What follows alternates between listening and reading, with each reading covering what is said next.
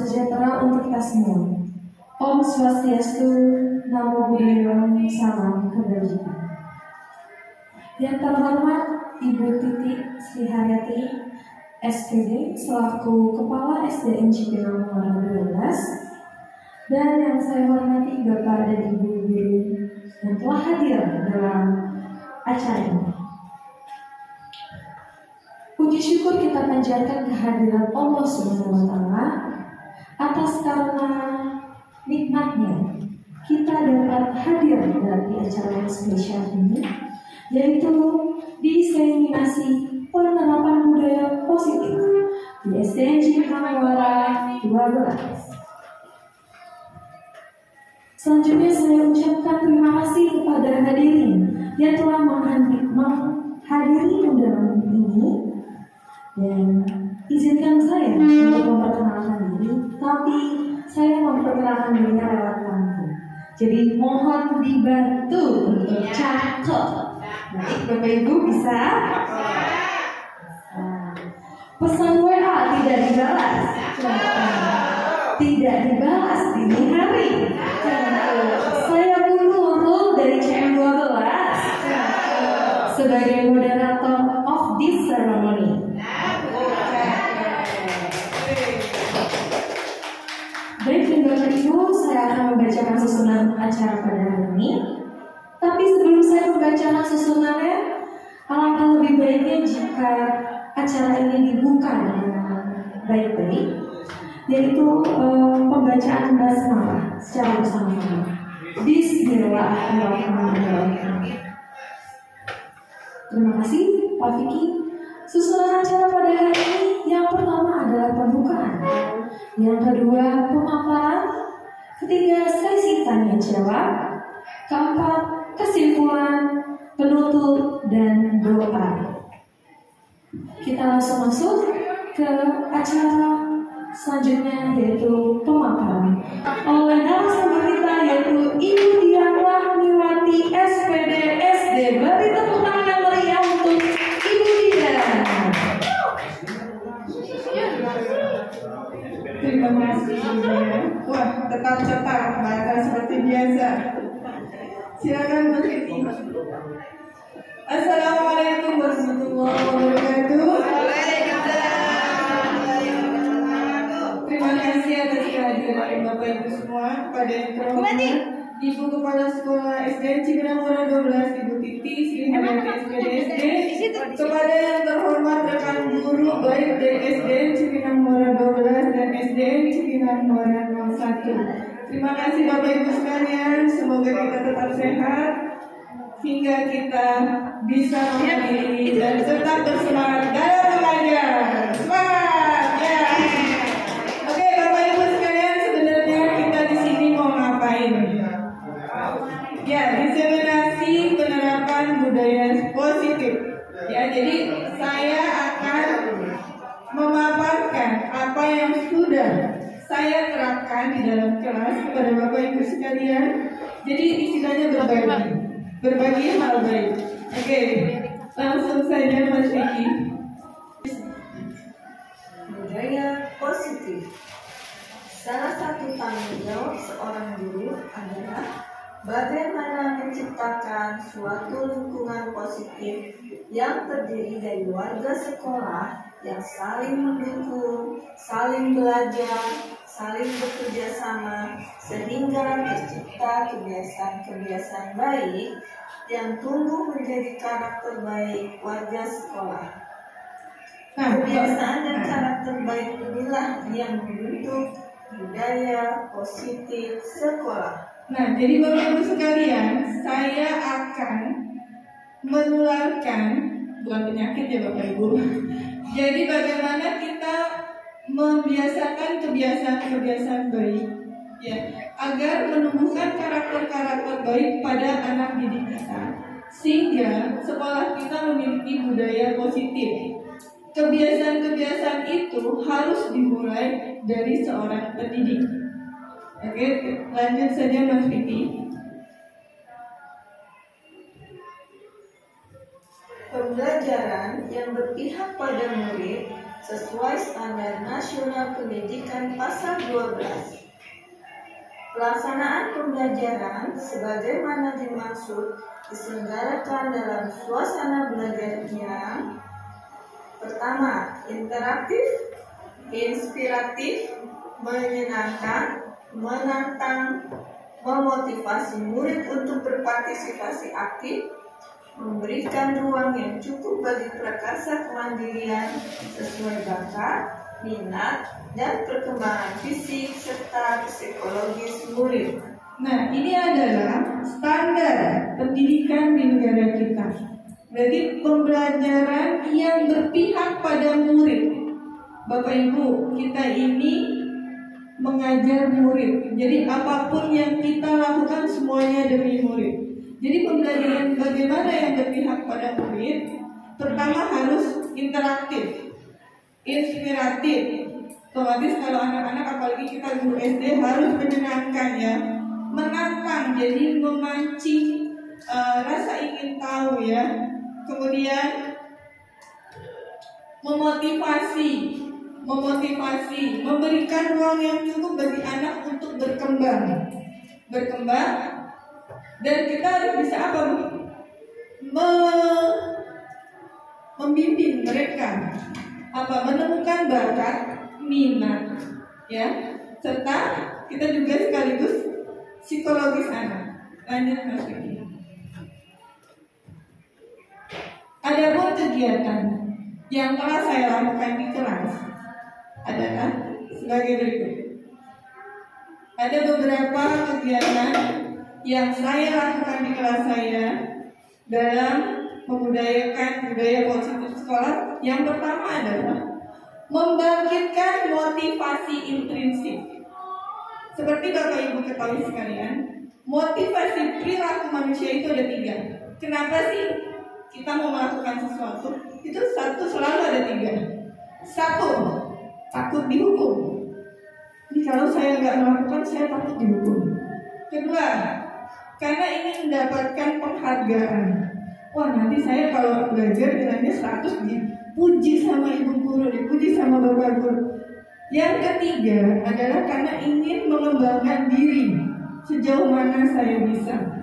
Nah, Bapak Ibu, ini adalah motivasi perilaku manusia yang mana kebanyakan dari murid kita itu baru pada tahap 1 dan tahap 2. Betul Bapak Ibu? Betul ya. Jadi jangan jauh-jauh dari kita juga. Kita takut ya telat, karena apa? Karena nanti TKD-nya dipotong gitu kan Bapak Ibu. Nah, berarti karena apa? Karena ada sesuatu. Ya. Jadi kalau misalnya kita atau saya mau datang cepat nih supaya dipuji kepala sekolah atau dipuji teman-teman, nah seperti itu. Itu berarti kita masih di nomor 1 dan 2. Tapi kalau kita memang misalnya datang pagi, karena memang itu adalah tugas saya harus menjadi teladan. Saya harus memberikan yang terbaik bagi diri saya sendiri. Jadi motivasi itu ada di dalam diri kita masing-masing.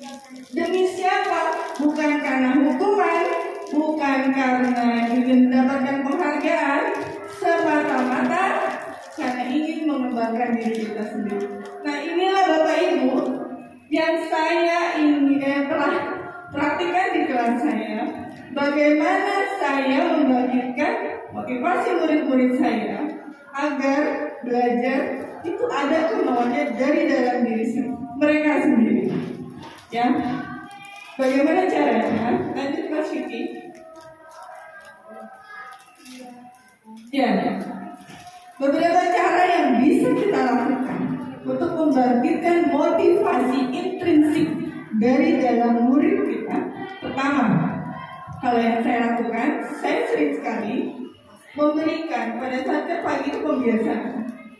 Setelah pembiasaan, saya menceritakan kisah-kisah inspiratif dari tokoh-tokoh besar, dari orang-orang yang saya kenal telah sukses, dengan tujuan menginspirasi anak murid. Yang kedua, menjadikan tayangan-tayangan inspiratif. Kalau kita cerita aja bosan ya Bapak Ibu. Sekali-kali kita pasang layar, anak-anak nonton yuk. sekalian bisa menjadi kegiatan literasi. Ya, apa nih anak-anak amanatnya yang harus kita teladani sehari-hari dari tayangan yang ibu bapak berikan. Ya, biarkan mereka berbicara. Nah, apakah itu apa yang tidak patut kita contoh? Nah, biarkan mereka berbicara sehingga mereka, kalau kita terus continue memberi motivasi seperti itu, insya Allah. Kemudian tidak lupa juga masukkan agama dalam setiap pembelajaran. Jadi sekali-kali ya, kalau anak nakal berbuat salah, nah ingat, bagusnya kamu usirin teman. Ayo, di agama boleh nggak usir? Jadi senantiasa kita berikan. Jadi kita sering mengingatkan anak untuk kembali lagi kepada agama. Kemudian berbincang tentang cita-cita dan masa depan. Kalau anak-anak yang hobinya main, Bapak Ibu, itu kalau ditanya cita-cita ngeblank, bener kan? Mau jadi apa aja? Kadang bingung, anak kelas saya cengengesan, Bapak Ibu. Apaan ya? Kenapa bisa seperti itu? Jadi pikiran mereka itu masih main. Saya maklum karena 2 tahun kita PJJ, luar biasa ya PJJ, yaitu efeknya. Jadi kita kembalikan lagi, nah waktu itu cepat. Nanti setelah SD kamu SMP, SMA dan seterusnya.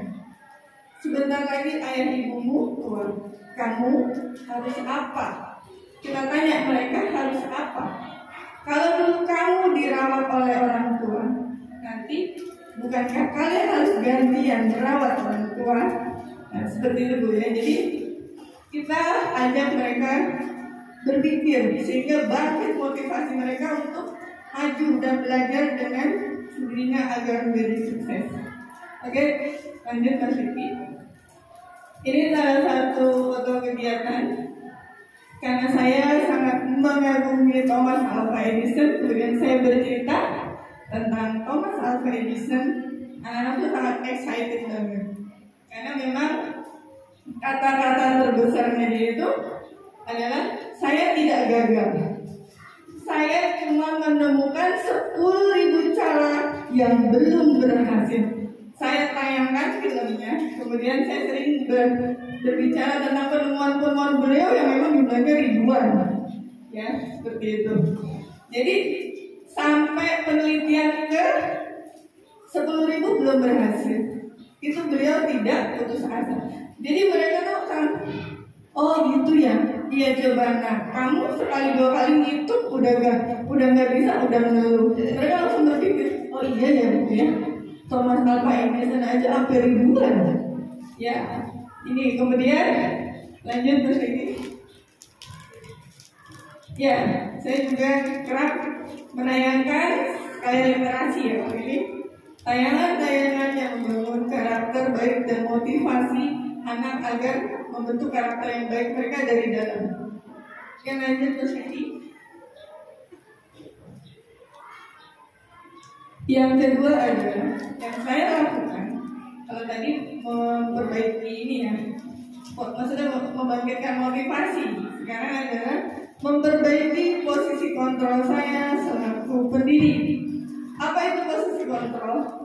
Kita selaku pendidik memiliki beberapa peran atau peran kontrolnya terhadap murid-murid kita.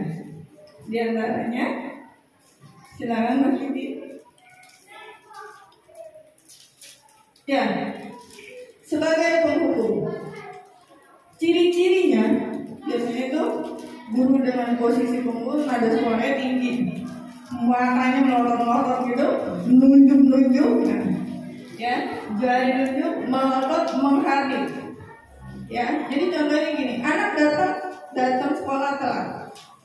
Kamu, kenapa telat? Anak belum ngomong udah berdiri dulu.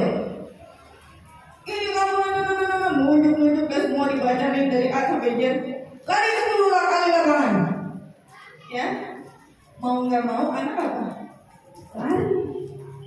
Nah, apa efeknya? Apa efek bagi anak?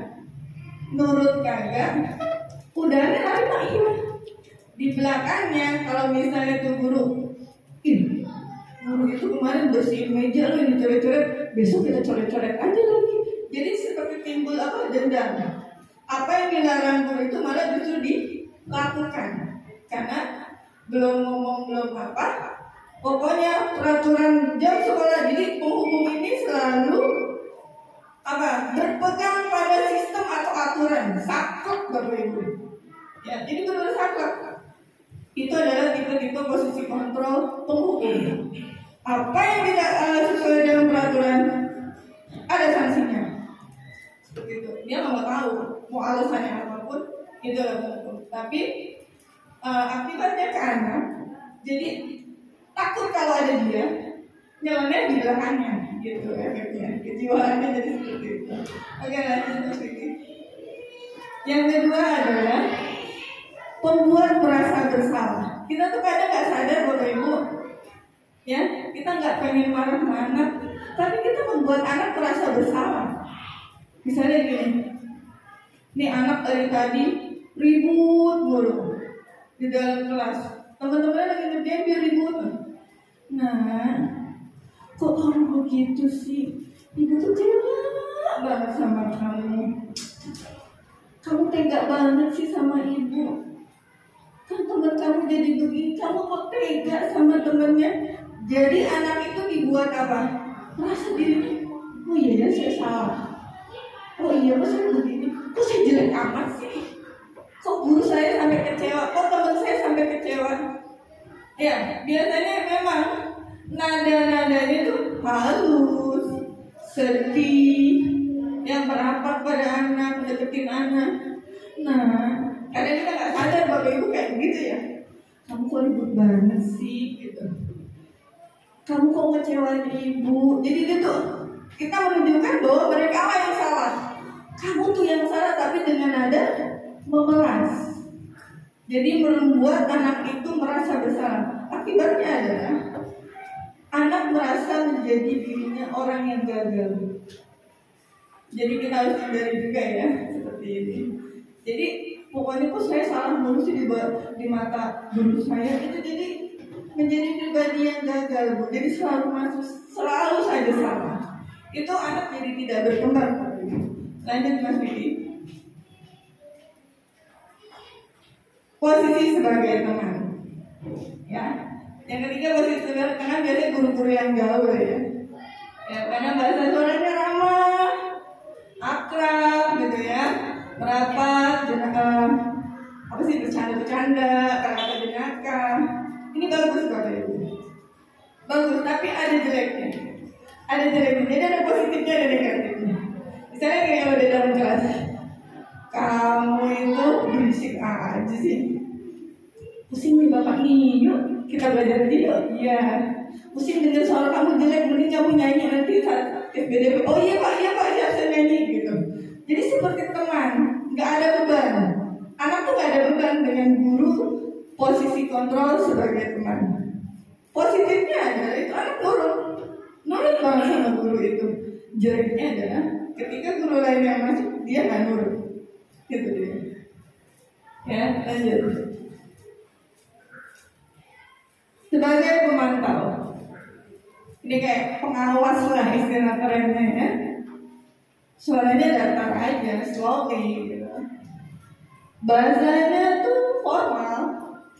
Contohnya seperti ini, guru pikir, kamu kenapa terlambat? Saya kesiangan Pak. Apa konsekuensinya kalau terlambat?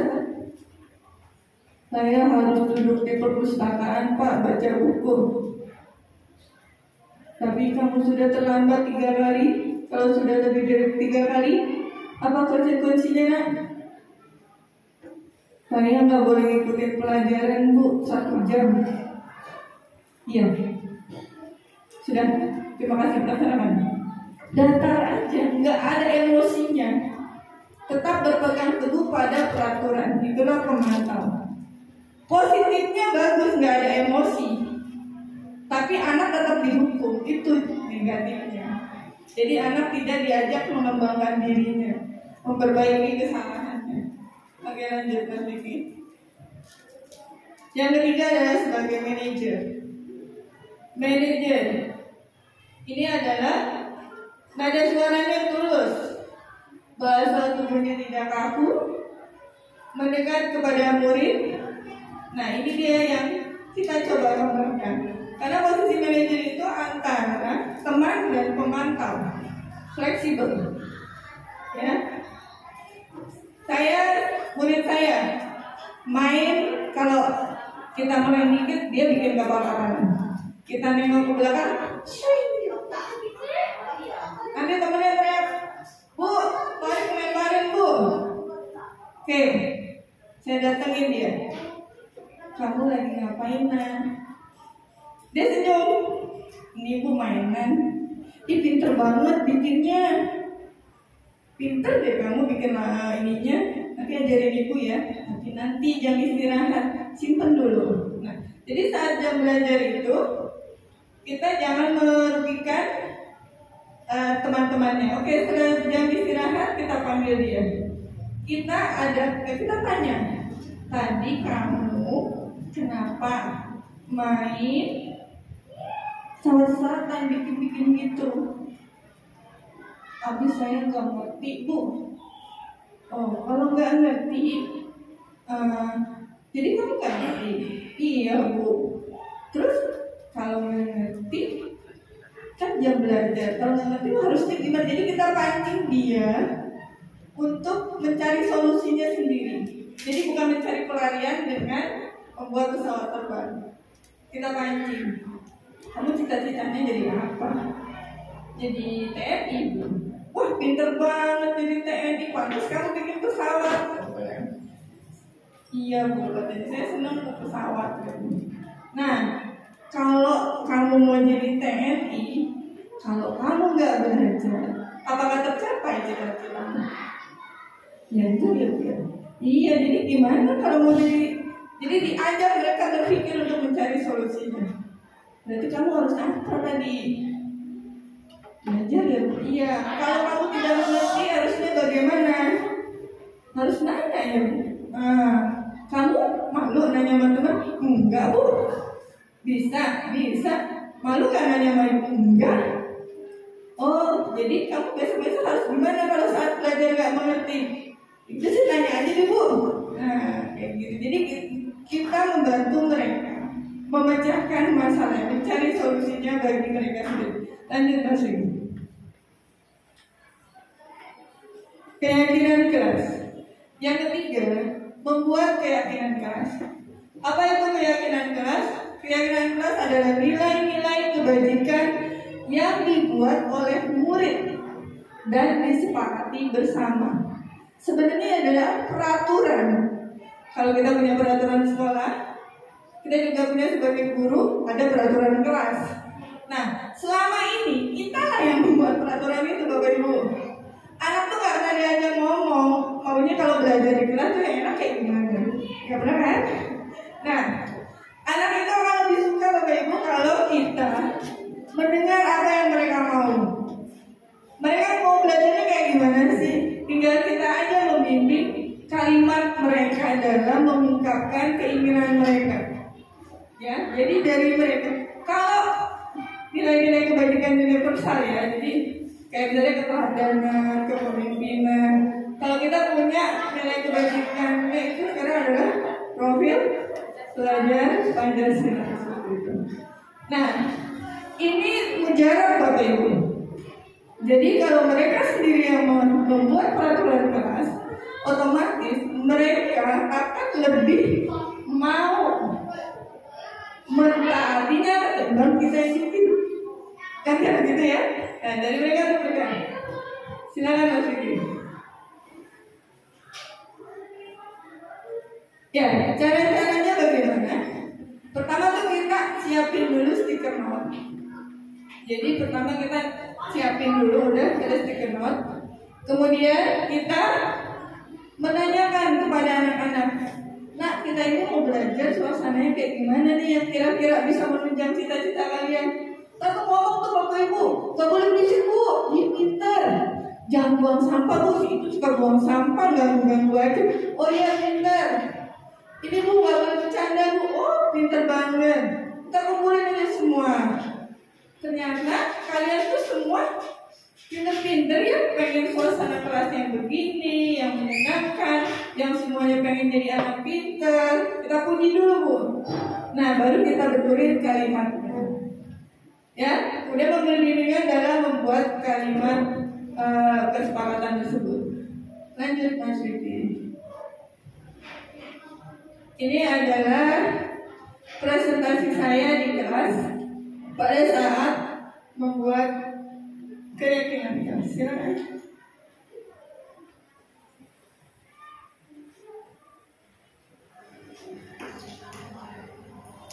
Apa itu keyakinan kelas? Keyakinan kelas adalah nilai-nilai kebajikan yang disepakati bersama oleh seluruh warga kelas dalam melaksanakan pembelajaran. Bagaimana cara membuat keyakinan kelas? 1. Semua murid menuliskan peraturan yang dianggap perlu untuk disepakati bersama. 2. Kalimat kesepakatan dalam bentuk kalimat positif. 3. Membacakan hasil dan meninjau apabila ada yang kurang, lalu menyetujuinya bersama. 4. Menempatkan hasil kesepakatan di dinding yang mudah dilihat oleh seluruh warga kelas. Contoh bentuk kalimat positif. Yang salah, tidak terlambat masuk. Yang benar, datanglah tepat waktu. Kemudian, salah bila kita menuliskan tidak. Oke, sinyalnya ya Bapak Ibu. Kita jadi menuliskannya dalam kalimat Berisik saat belajar. Tetapi tuliskanlah dengarkan guru dengan baik. Kemudian contoh. Oke. Jadi kita membuat dalam kalimat positif. Jadi kita jangan Berikutnya, tidak boleh menggunakan kata salah. tidak, jangan. Tidak membuang sampah sembarangan, tapi tulislah membuang sampah pada tempatnya. Ya, kita menghindari kalimat negatif. Kita biasakan karena kalimat positif itu lebih membangun daripada kalimat larangan. Ya, pada jiwa anak-anak.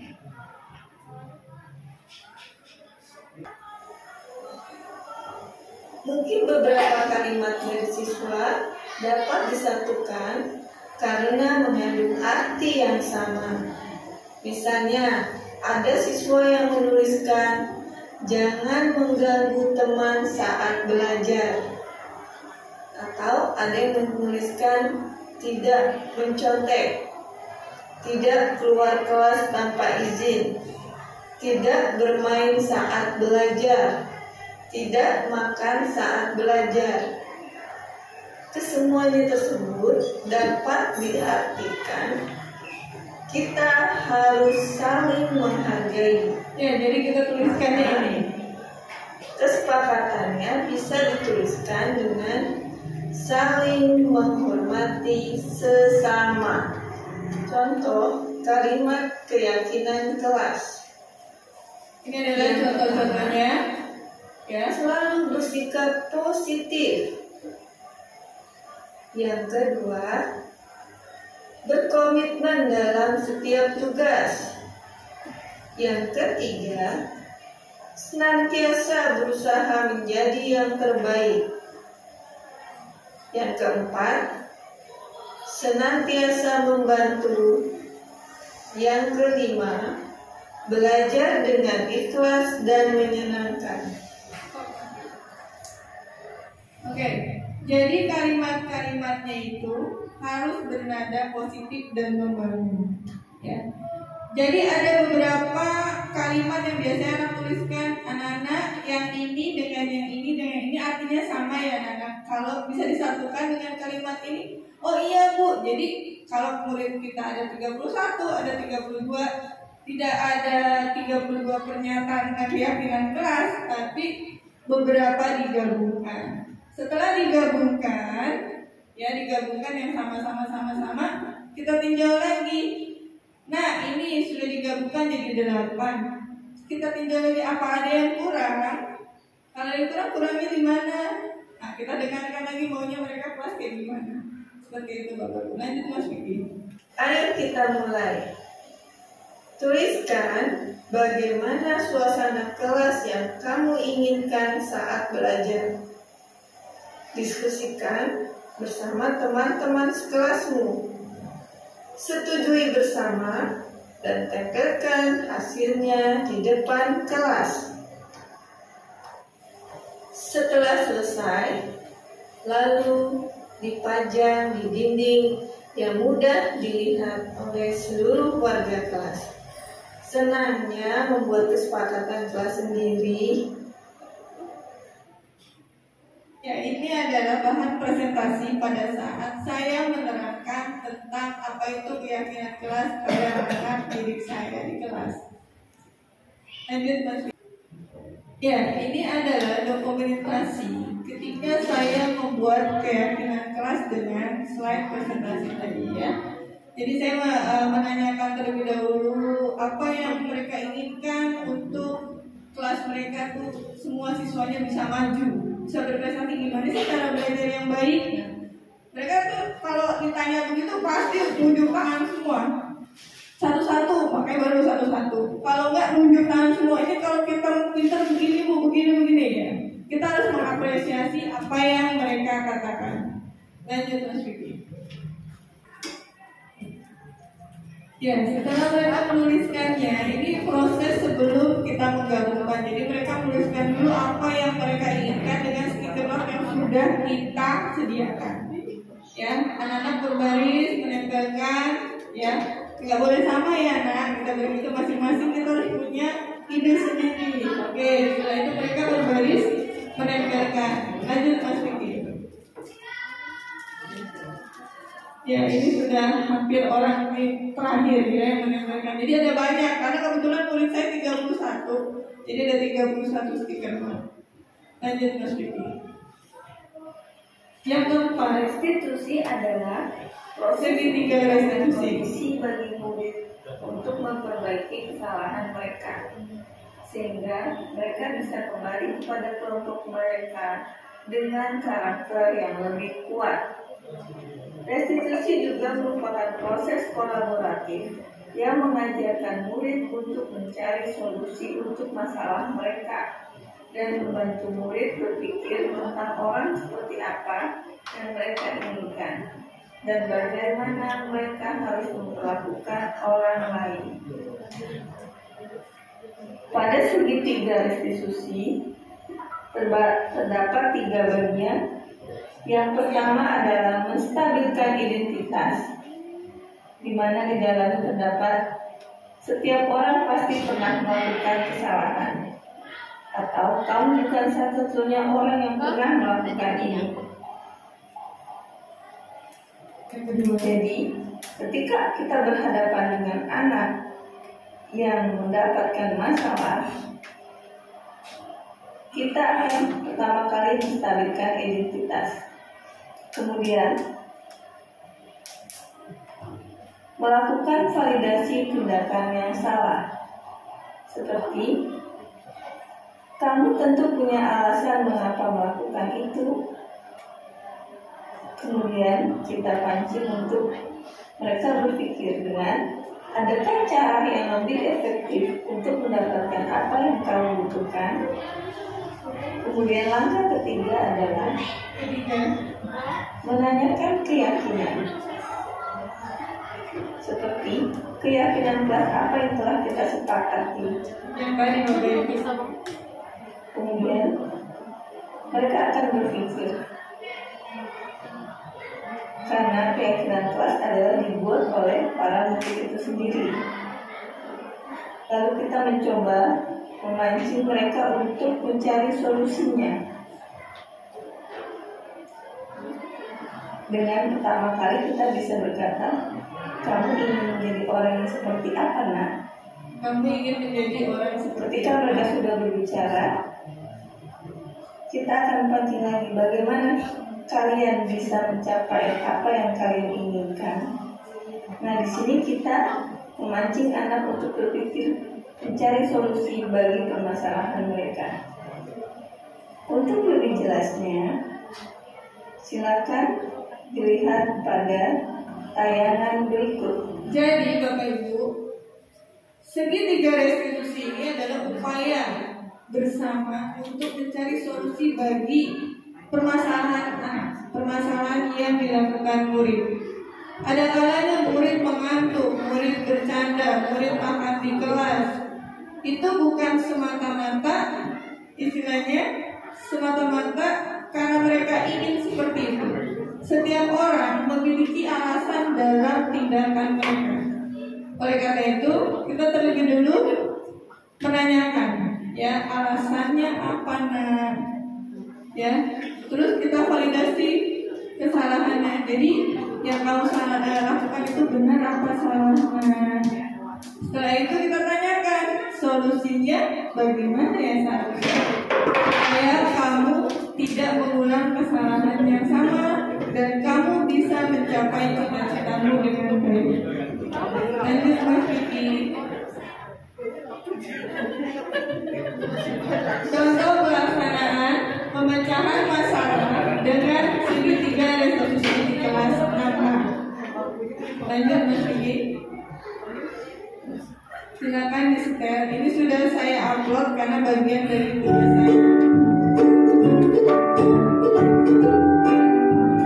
Assalamualaikum warahmatullahi wabarakatuh. Saya Dian Rafiwati dari SDN Cipinang Muara 12. Video kali ini adalah tugas demonstrasi kontekstual modul 1.4 budaya positif. Tema tugas kali ini adalah pemecahan masalah menggunakan segitiga restitusi.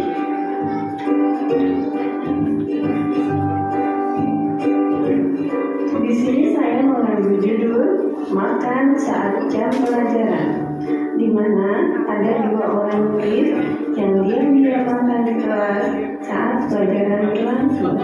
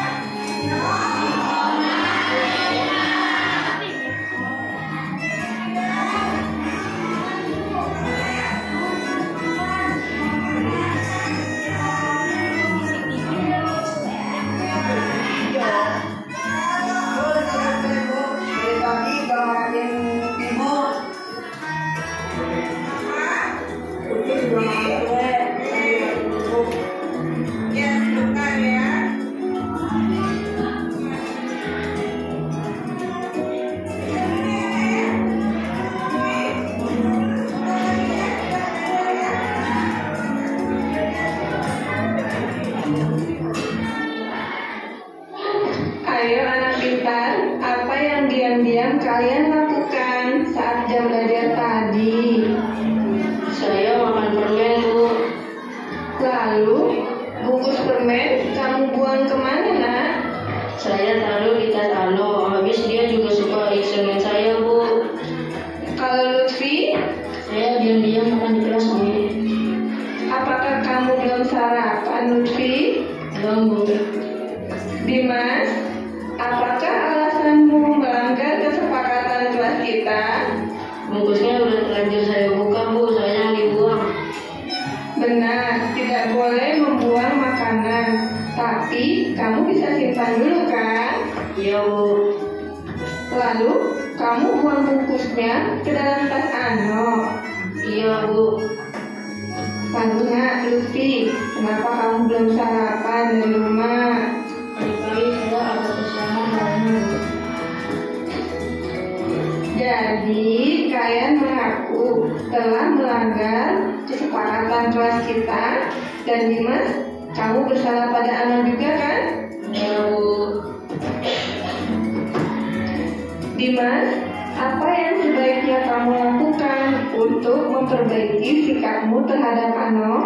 Saya harus minta maaf, Bu. Saya juga akan membawa bungkus permen ke tempat sampah, Bu. Baiklah, kedepannya apa yang akan kamu lakukan untuk merubah kebiasaan makan permen saat jam belajar? Saya hanya makan jam istirahat, Bu. Bagus. Juga jangan makan sendirian ya. Kalau ada dua, berbagilah dengan teman-temanmu. Baik, Bu. Lutfi, kita juga punya kesepakatan kelas kan? Untuk yang belum sarapan atau yang sakit, boleh makan tapi harus dulu. Nah, apa yang harus kamu lakukan untuk memperbaiki kesalahanmu, nak? Saya minta maaf, Bu. Saya jadi tidak akan kesiangan lagi. Dan lain kali akan izin pindah rumah belum sarapan. Lalu, bagaimana dengan kalian tidak memperhatikan pelajaran di kelas tadi? Saya minta maaf, Bu. Kami akan mengulangi pelajaran pada saat pulang sekolah bersama teman kelompok, Bu. Baiklah, sekarang kalian boleh kembali ke kelas. Terima kasih, Bu. Ya, sama-sama. Ya, Seperti itu. Jadi itu adalah gambaran dari pertama kita sebelum belajar itu kita mengingatkan kembali kesepakatan kelas kita apa nih yang sudah kalian sepakati, ya keyakinan kelas kita nih apa. Kemudian kalau memang tadi itu adalah awal dari membuat kesepakatan kelas, kemudian belajar. Nah, dari pelaksanaan segitiga restitusi tersebut, jadi siswa itu belajar dari kesalahannya dan mencoba mencari solusi bagi permasalahan mereka. Itulah fungsi dari segitiga restitusi. Jadi Bapak Ibu, mulai sekarang kita mencoba untuk mempraktekannya, karena dengan demikian siswa tidak akan mengulanginya lagi, karena mereka mencari sendiri solusinya, bukan dari kita. Oke?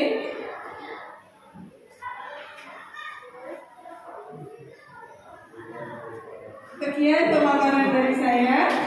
Apabila ada salah, saya mohon maaf. Saya lanjutkan ke Ibu Nurul. Silakan Ibu Nurul. Baik, terima kasih Bu Dian atas pemaparan materinya. Sungguh sangat bermanfaat ya Bu ya bagi kita ya Bu. Acara selanjutnya yaitu adalah sesi tanya jawab bagi Bapak dan Ibu yang mungkin masih bingung dan galau buana. Ada yang ingin ditanyakan, boleh nanti Ibu Dian akan menjawab ya. Baik. Ada yang ingin bertanya Bapak dan Ibu? Boleh? Bapak Andi, silakan pertanyaannya boleh?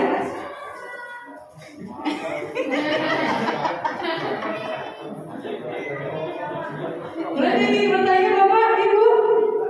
Ada yang ingin ditanyakan?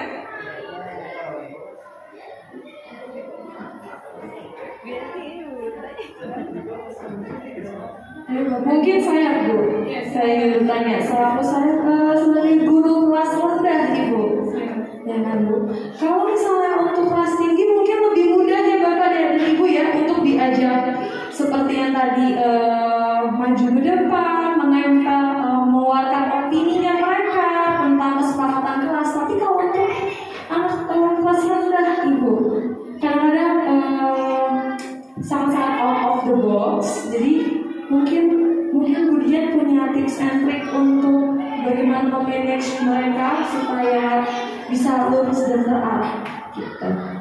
Ya, terima kasih Bu Nurul. Jadi intinya bagaimana membentuk keyakinan kelas di kelas rendah seperti itu ya. Kelas rendah itu kita itu harus selalu menampilkan kesenangan, karena mereka itu belajar itu masih sambil bermain. Sebenarnya sampai kelas 6 juga masih bermain, tapi memang di kelas rendah ini mereka masih senang namanya melakukan sesuatu dengan kinestetik, dengan bergerak, bernyanyi, melakukan langsung ya. Jadi kalau misalnya kesepakatan kelas bunyinya gini, lebih ini anak-anak kalau belajar kita pancing, berisik apa nggak berisik supaya jadi pintar. Nggak berisik Bu, jadi dari kita ya, karena kan anak-anak belum bisa berpikir secara abstrak ya, yang bagusnya gimana. Jadi kita berikan pilihan. Kalau Ibu Nurul sedang menerangkan, berisik atau tidak berisik sayang? Nggak berisik Bu. Nah, kalau belajar supaya pintar, sungguh-sungguh apa bercanda? Sungguh-sungguh Bu. Nah, jadi kita bisa menuliskannya. Ayo anak-anak, kita sambil belajar sama-sama menuliskan apa yang kita sepakati. Pertama, belajar dengan sungguh-sungguh sambil didiktekan. Seperti itu. Jadi apalagi yang ingin kita pancing untuk mereka, tinggal Ibu pancing saja dengan memberikan pilihan. Kalau anak-anak kelas sudah seperti itu. Jadi apakah kita sudah sepakat nih? Sepakat sekitar 5 atau 6 kesepakatan sudah? Sepakat pintar semua. Besok kita kalau belajar begini semua jadi dokter. Amin. Jadi ya. Kemudian kesepakatan kan sudah peraturan. Kita jadikan nyanyian. Sebelum masuk kelas berdoa, berbaris di depan. Setelah masuk kelas berdoa. Kesepakatan kelas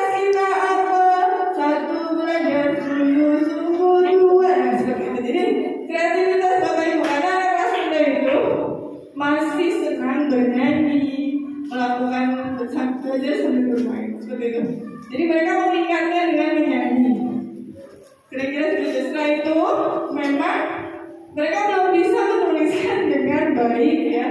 Jadi kita sendiri yang menyediakan stiker notnya, kemudian kita sendiri yang menyusun di depan ya. Jadi stiker notnya kemudian disepakati 8 ya.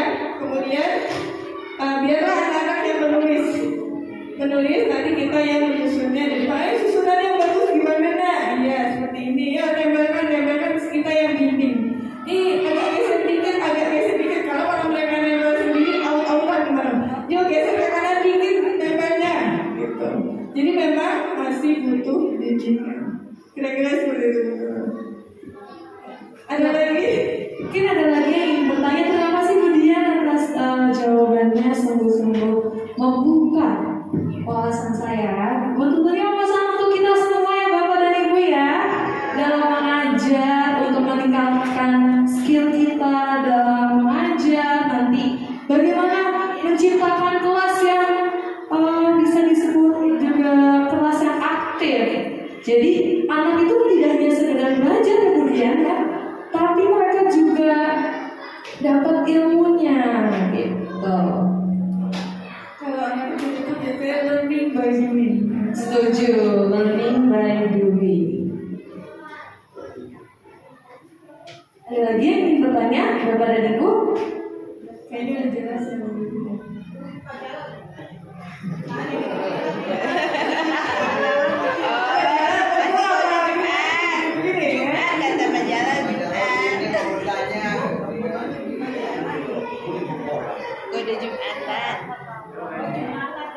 Mungkin baik, kalau misalnya tidak ada yang ingin bertanya, bisa ditutup. Nah, oke. Selanjutnya ada bagian kesimpulan, Bapak dan Ibu.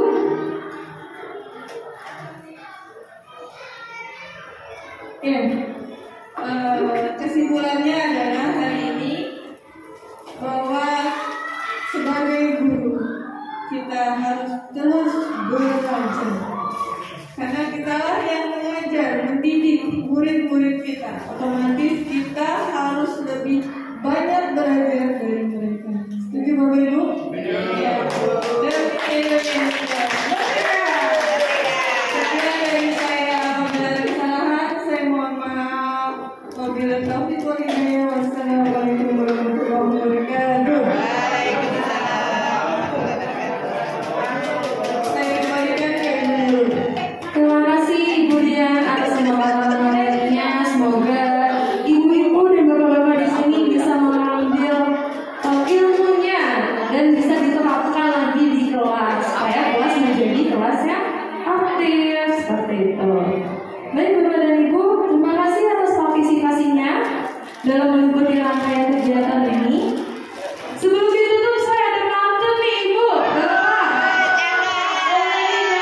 Ya Pak, Bu. Makan kuaci di siang hari. Makannya sama Bu Asih. Cukup sekian acara hari ini. Saya MC pamit undur diri. Mungkin ada yang mau balas Bapak dan Ibu? Dan terima kasih Bapak dan Ibu atas partisipasinya. Semoga acara ini bisa menjadi bermanfaat bagi kita